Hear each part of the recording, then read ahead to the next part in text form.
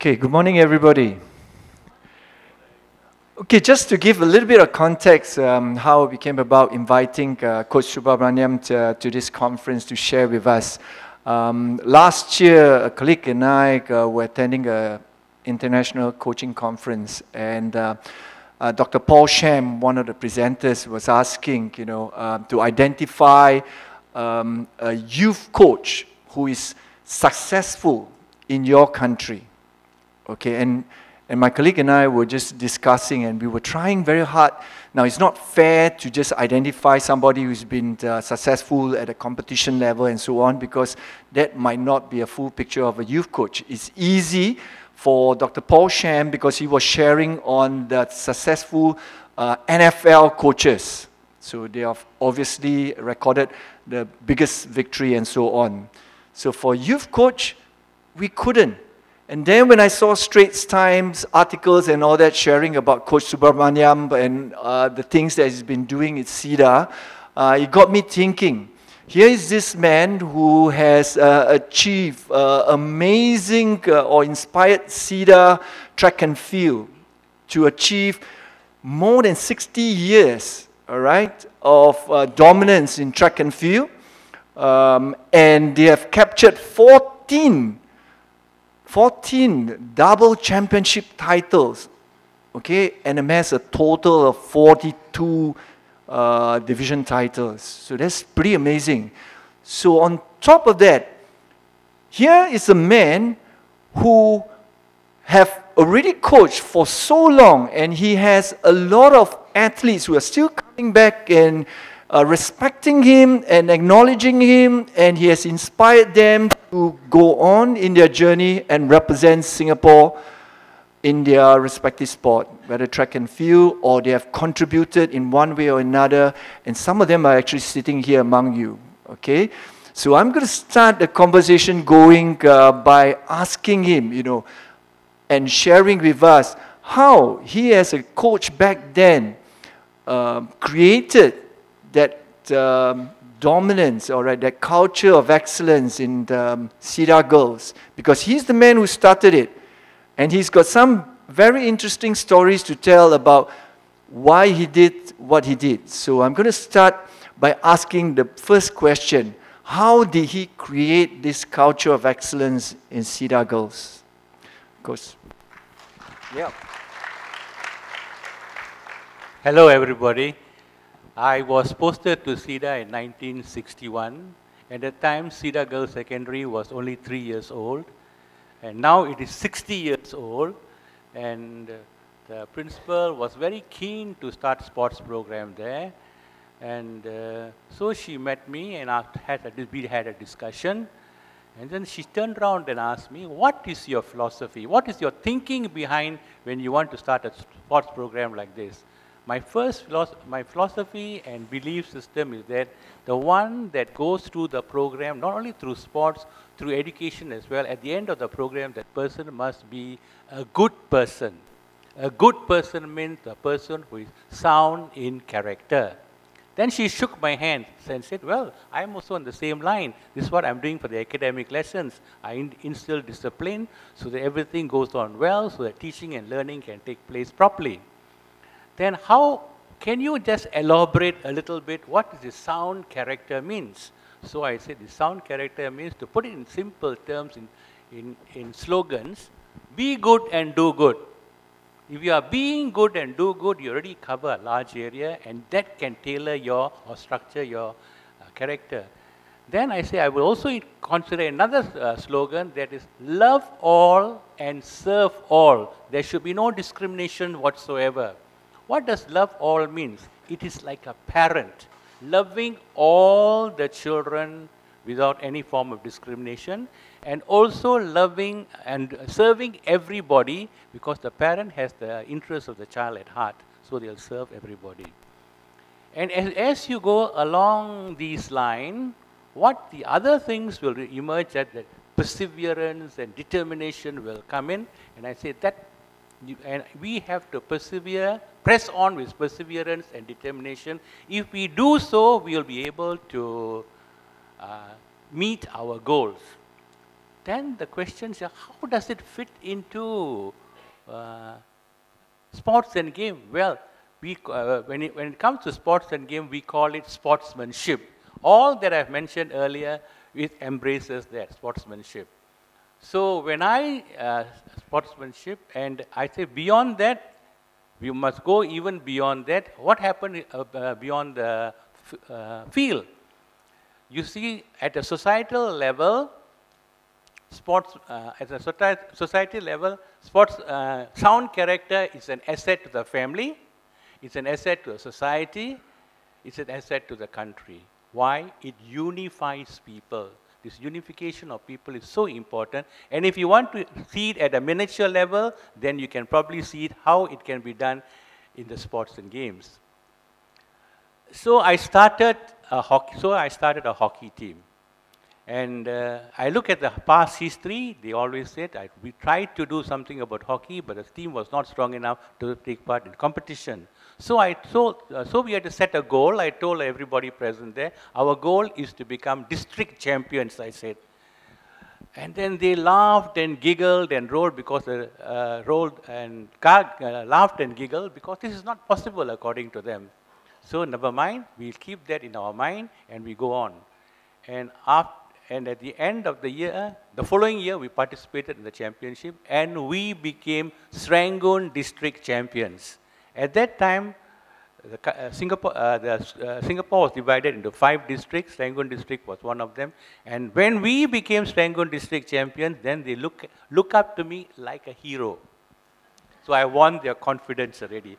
Now from there, we can now go on working. And I always emphasize on sportsmanship. So, and it emerged. How? There was an interesting game between Cedar and Willow, and it was very keenly contested. And the game could go anyway. And this girl from Cedar by the name of Lee Fong Chan, she dribbled the ball and brought it into the D. Just before hitting the ball, her stick touched the defender's stick, it fell down. What did she do? She picked up the stick, gave it to the Willow girl, and then hit the ball into the goal. What do you think of that girl? So she was the conduct of she's a person of exemplary conduct, and that displays exemplary sportsmanship. Very rare to get, but it is a good example. It's worthwhile looking towards it. And so I also taught them that when they meet, and they must also interact with their opponents, because when you are playing the game, you are opponents and you are rival. But once the game is over, the camaraderie must be built. So I taught them to go and say hi, nice meeting you, and all that kind of things, and they're very good at it. And it was very good when they were winning. Then came that situation where when you are district champions, you go into the inter-district tournament. The inter-district tournament is a higher level, more competitive. And the first opponents that we met were the girls from the American school. Every 5 minutes, they put a goal in to Cedar. So at the end of it, we were down 12-0. How did our girls behave? They just walked out of the field. So I tell them, hey, what are you all doing? They have done so well. Why don't you congratulate them? Then they went and congratulated them. So you see, in games, you must also know how to take defeat. That was the first lesson on how to take defeat. And then we said, we'll go back and analyze where we go wrong and so on. And they was very good at analysis. They were, our stick work was not good. Our hitting is not very good as them, and so on and so forth. They made the terror analysis. And then if those things are not right, we will set it right. So failures are also pillars of success. So we went on working on that. The following year, after being Serangoon District Champion was not a problem anymore already. We went to the Inter-District Champions. And during the Inter-District Champion, this time we met them again, met the American girls, and we held them to a draw. That was very encouraging to them. Then now I would like to move from hockey to track and field. In 1971, the school built a bitumen track, 400 meters bitumen track. And then the principal requested that, told me that how did they raise the money for the bitumen track? It was $250,000. It was a hard work of the school and the student, every student. So after building the bitumen track, the principal gave me the direction that since it is built by every girl in the school, you must come out with a program when everybody benefit from it. So I said, yes, we can do that. So I started a mass jogging program. So when the bell rings, the school will gather on the field, and after the flag raising ceremony, we start jogging. And I plan it in such a way all can jog simultaneously, and the whole activity will be concluded in about less than 10 minutes. And running twice round the track and covering a distance of 800 meters every day built aerobic fitness. I could see it. And this aerobic fitness was the foundation for other games as well when they want to do so. But though there were benefits and there are also complaints, when one child were to fall and scrape the knee on the bitumen, complaints will go to the principal. And then they say, we are sweating.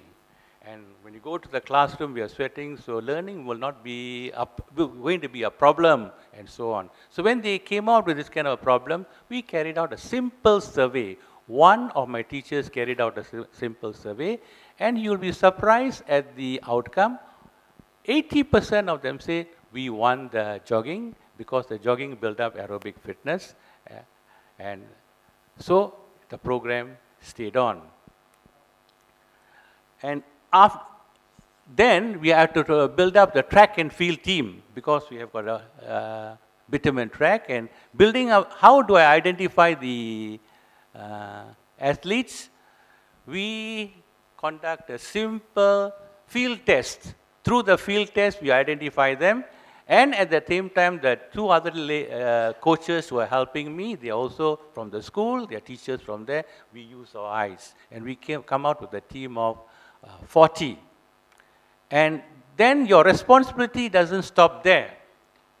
When you plan a program, we are getting them down for training sessions 3 times a week, at 4:30 in the evening to about 6 o'clock.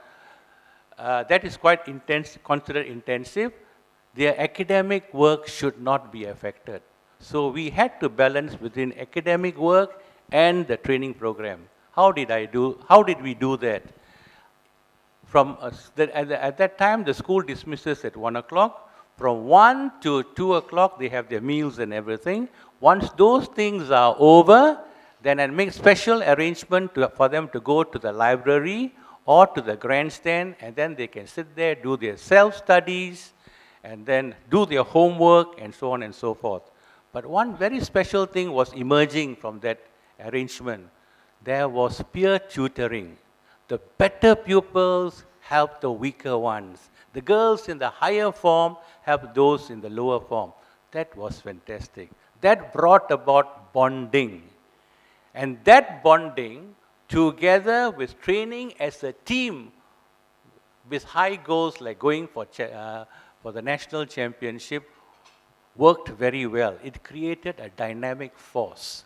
And that dynamic force enable them to not only do well in the sports, also to do well in their lessons. So at the end of the secondary 4 studies, majority of them went to the junior colleges. So there was a balance. That balance helped a great deal as well. Yeah, Coach Subramaniam, I'm going to get you into the conversation with them as well, because they are putting up quite a few questions. I think if I can flip that slide earlier, the third slide, because one of the things that I felt really shows him as an effective youth coach is the fact that his charges, there's a picture of this individual. Okay, if you look at the bottom left there is this girl here, all right? Her name is Jenny, all right? She was in school and it was trained by Coach Maniam, and she went on to win the national school title, so you can see pictures of Coach Maniam and her. And what is unique is, a good youth coach, I think, inspire the athlete to go on that journey, to go on further, whether it's for lifelong participation or, in Jenny's case, that's the picture of her right there. 2 years ago, she represented Singapore still in athletics and won medals for Singapore in the Asian Masters. Jenny, can you please stand up? Yeah. Okay. So I would like, for Coach Maniam, if we go back to Slido, because keep that questions coming, and then if you want the mic, you put up your hand and my colleague can just pass it to you. You say, hi sir, how would you advise school coaches who have parents who believe their private coaches are doing a much better job? So that's related. How do we convince them? Here you have a coach that inspires not only the ones that he has coached, but a whole generation of Cedar track and field athletes. They still remember him fondly. And I think I want him to share a little bit about that story. What's with that egg and that milk and so on? Can you please share that little gem of a story?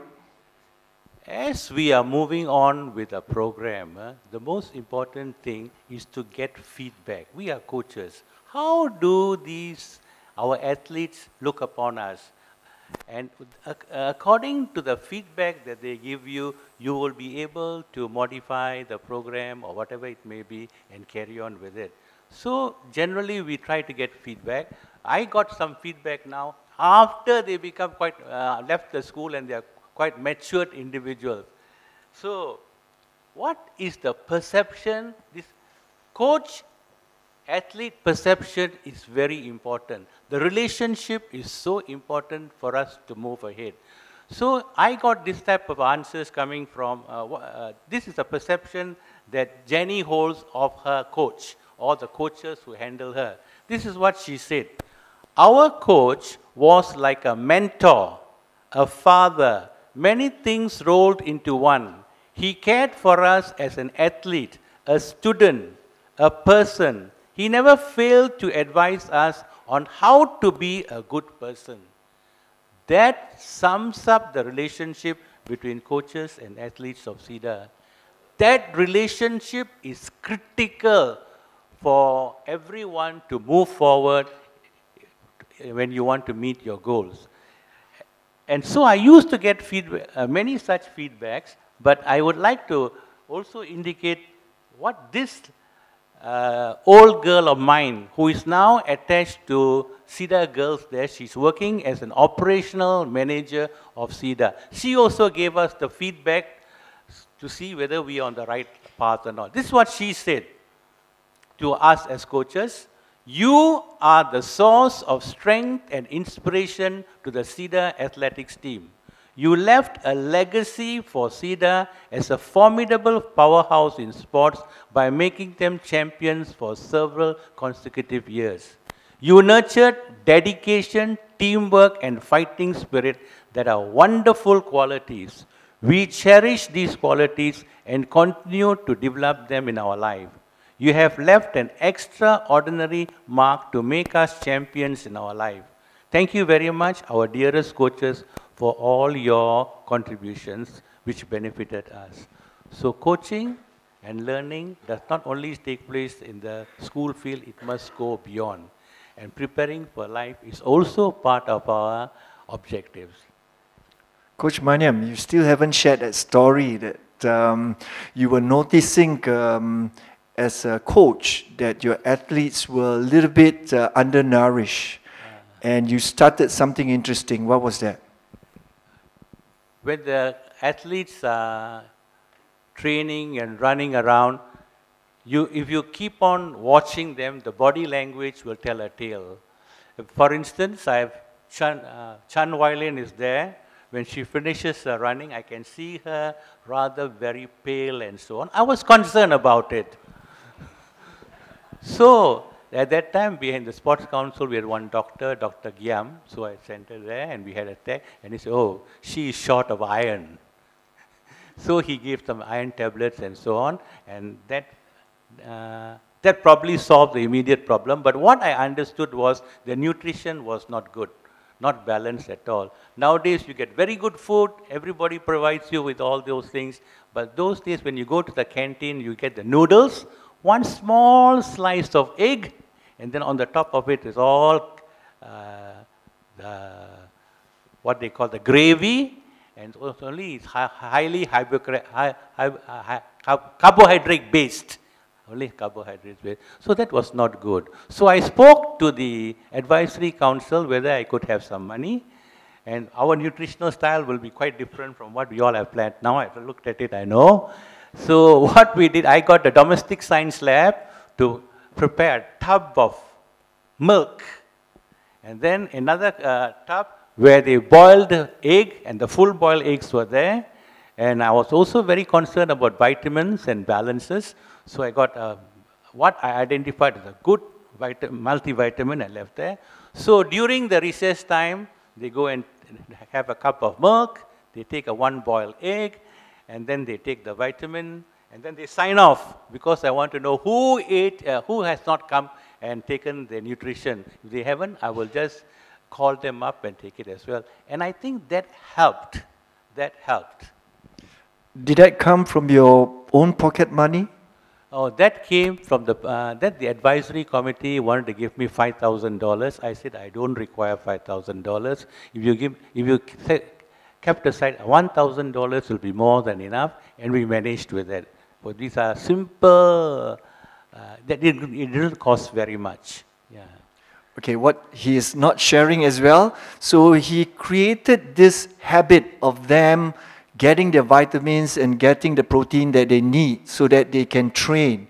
So every year, what is happening is when the ex-athletes come back, share that, Coach Maniam. Okay.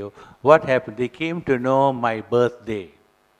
And when you come to know the birthday, then they would have a way of expressing their gratitude.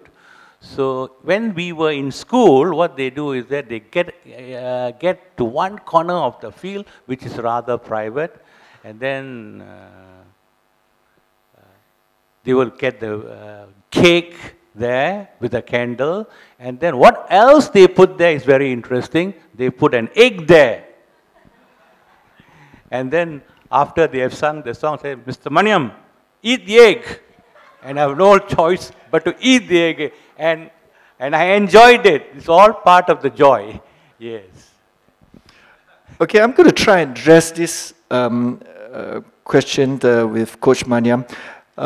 There's a question that asks, can your secret sauce still work in today's setting? Okay, before you answer that, you know there is a recent news regarding the change in the format as well in the primary school, and they want to play down a little bit on the competition level there.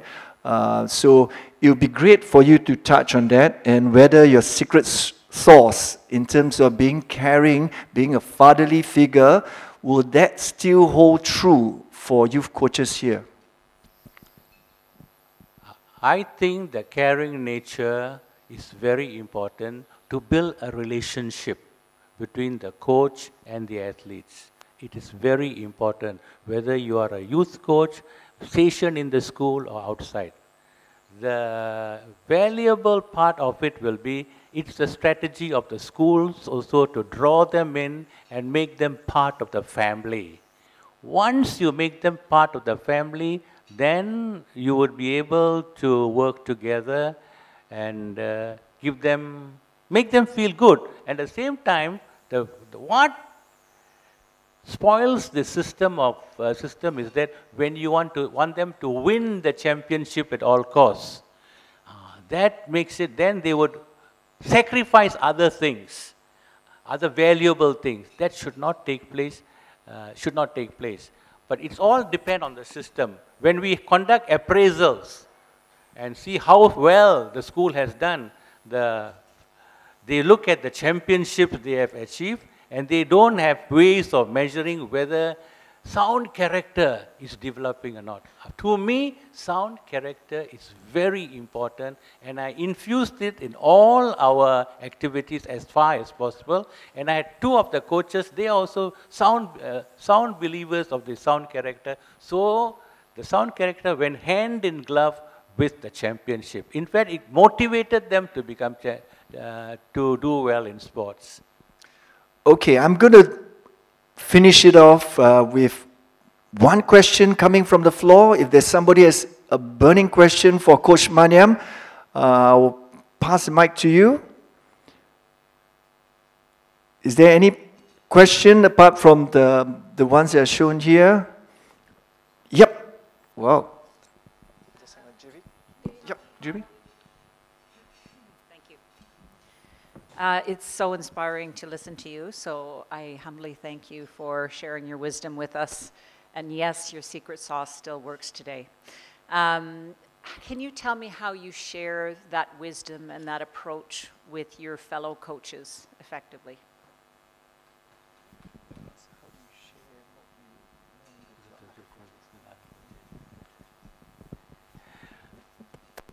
Those days, nobody came and asked me about what you do and so on and so forth. The desire to learn from others like Fasa was not there. Nobody came and asked me, but I'm always willing to share with people what I have been doing and so on and so forth. But it is not a complex thing at all. What we did in school was just a passion for wanting to coach them and look after them and get them to excel. That was the passion that drove them on. You see?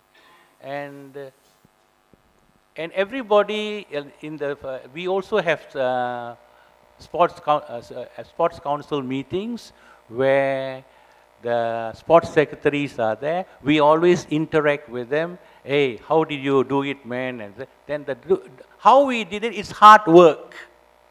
That is one of the criteria, hard work. If you are not willing to work hard, you cannot. I know of very good sportsmen, very good coaches, but they are not willing to put in the hard work. Then the results won't emerge. But fortunately, I had this group of teachers who are willing to work hard. Even those who helped me was fantastic. And they are also, the caring nature was fantastic. That caring nature brought about very strong bonding. That bonding took us all the way, the successful path. Here's a man who is at 80 years old, all right, still with that passion. When I told him, you just have to come and just share with the youth coaches, he was a bit hesitant, you know, but yet he came, he shared, you know, and what's more interesting, he asked whether he can stay on and continue learning, you know, in the conference. I said, definitely, all right, with that.